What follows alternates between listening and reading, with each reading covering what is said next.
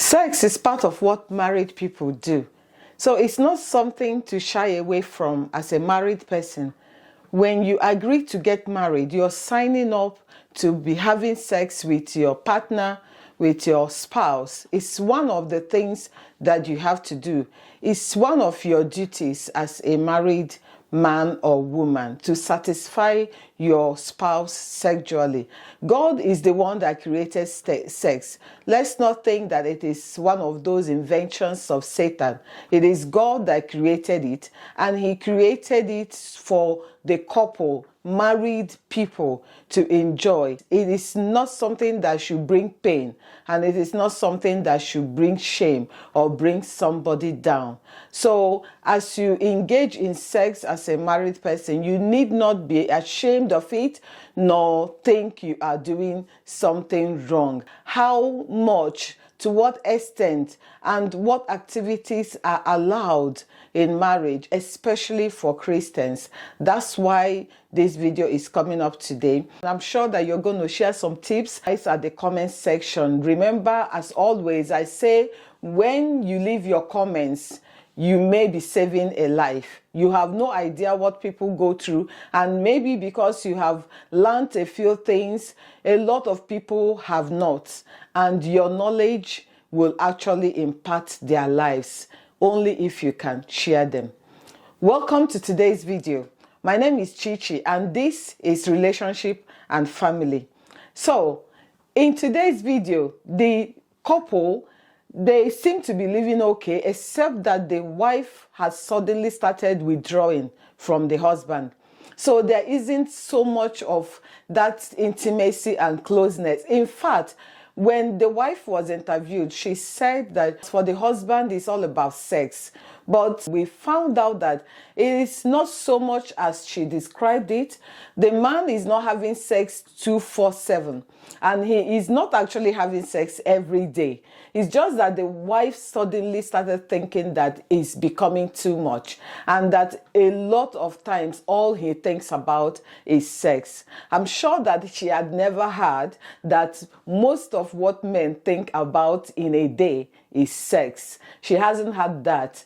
And I attribute it to the fact that she hasn't been attending a lot of seminars and reading a lot of books. If she had been doing that, then she would have realized that the man is just being a man. Most of them, that's all they think about. And though they will attend to their other duties, they will go to work, they will do the things they are supposed to be a father, be a husband. But while they are doing that, most of them think about sex. It is not seen that a man wants to sleep with the wife or play with the wife, as some people may call it. Some people are more playful than the other, and unfortunately the wives seem to fall in the category of those who don't want to play all the time, who want to be serious, to attend to some duties, and the husband wants to play while attending duties and in the middle of duties. How about that? But there is something that got my interest while resolving this matter, and that's the fact that some of the sexual acts don't line up with one of the parties. And what do we do if we like one thing and our spouse doesn't like it? What are we supposed to do? In line with the word of God and what God, who invented sex, would want, what would be your answer? If you are in a loving relationship, nothing is the matter, but certain sexual acts, you don't like it, but that's what your husband likes, that's what your wife likes, what will you do? The wife is thinking that the husband is becoming more carnal than spiritual because of the kind of sexual acts that he is introducing into their marriage, and she is not comfortable with those sexual acts. Basically, she doesn't like them, but more importantly, the issue is that she thinks that they are sinful. She thinks that a Christian, a born-again child of God, should not be engaging in those sexual acts. And the husband believes that it is okay, not because he is a Christian. It's just that that's what he wants. and he thinks that because he doesn't cause any health problems and is not causing pain, that the wife should be able to engage in it for their own pleasure. I know that there are a lot of people out there that are having some different ideas about what sex is or should be, or to what extent that sex should be carried out weekly, monthly in a marriage, how regular it should be, and what kind of things should be done. And that's why I am making this video, to always reach out to other people in those shoes so that they will take a leaf from those that have been there and done that and move on in their marriages. There are no limitations or there are no boundaries in terms of sex in marriage. God gave liberty for that to be done, but it has to be done in the context of what God made it for. It's not so much of the act, it's the reason why it's taking place and what the resultant effect is on one party or both parties. It's just what they do to a human being that really matters. If you are thinking that this one is not for Christians, this one is for Christians, take it or leave it. Anything that a couple want to do within the confines of their marriage bed is fine, unless it is making one of them uncomfortable, making them feel ashamed, making them feel pain, cause some health problems, or making them lose their confidence or feel less of a human being, or when they don't feel like a woman or a man. Then that's when I think that they should sit and discuss way forward. And what I mean by that is other ways that they can give themselves pleasure and drop that particular one. I'm sure that it's going to be a little bit difficult for the party that likes it, but remember what the scripture says. You have to think of your spouse more than you think of yourself, because that's what marriage is. It's mostly about what you give to the other person, what you do for the other person, what help you render to the other person, what service you render to the other person, and what values you add to their lives. If it has come to the point where your sexual acts are removing from their values, from what they already have inside of them, and reducing them, then you should know that it is time to stop that particular one. And there are loads of sexual acts that you can explore, and I don't see why you should stick to a particular one. Choose something else that can give you the same kind of feeling and pleasure and go on with it. If it's something that both of you don't know how to do, or one of you don't know how to do, there is always a learning point in marriage. Constantly, actually, you have to keep learning new things every day, as long as it's going to help you enjoy your marriage and have a very good one. So just learn those ones if you are both comfortable with it, and leave the ones that cause another person pain or make them to feel uncomfortable. I want to also say at this point that we should leave this mindset of sex becoming a sin.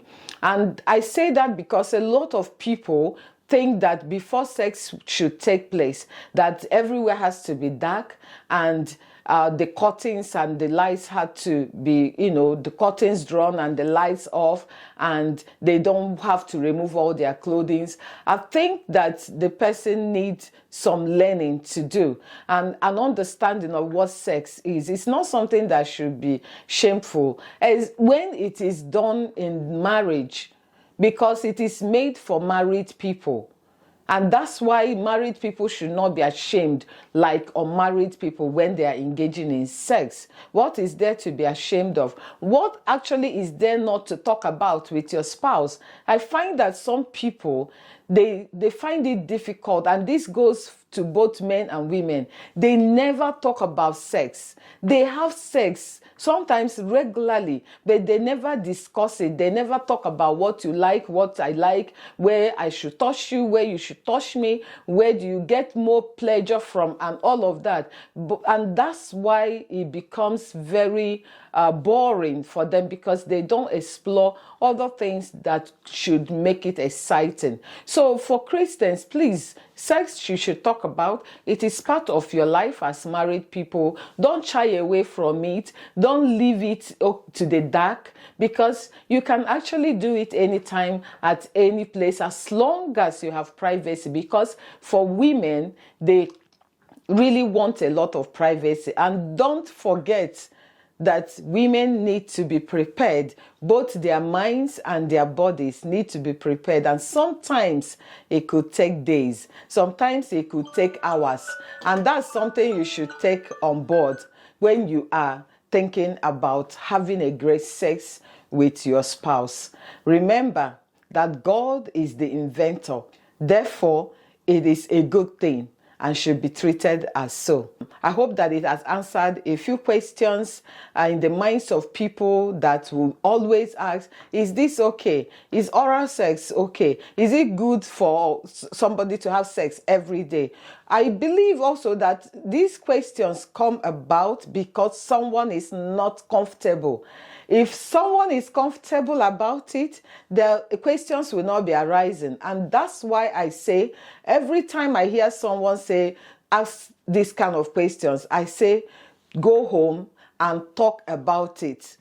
Let your spouse know your areas of concern. Let them know what you're comfortable with and what you are not comfortable with, because there are a lot of things, a lot of lists to choose from in terms of sexual act. You will both find so many that will give you excessive joy, excessive pleasure, that you will not be busy looking for the one that doesn't work for both of you. And the person that it is them that are wanting that particular one should drop it, because there are a whole list, a bucket list of them to choose from. So let's not keep dragging this issue of sex and making it look like it is a demonized thing or a bad thing. It is not. I will end it here today, and I'm going to say, if you have not subscribed to our channel, do please subscribe and hit the notification bell. Remember that you don't have to pay. You are not going to pay to subscribe.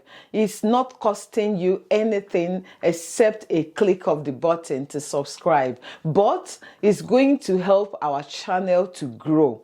And if you share the videos, it's going to help us reach a lot of other people. And you never know, you will be saving a life. Also, you know how important your comments are to me. So please do drop some comments and ask your questions. We might be discussing your own question and answering your question in the next video. And with that, I'm going to say a big thank you to all of you, and Merry Christmas in advance. I will see you in the next video. Bye-bye.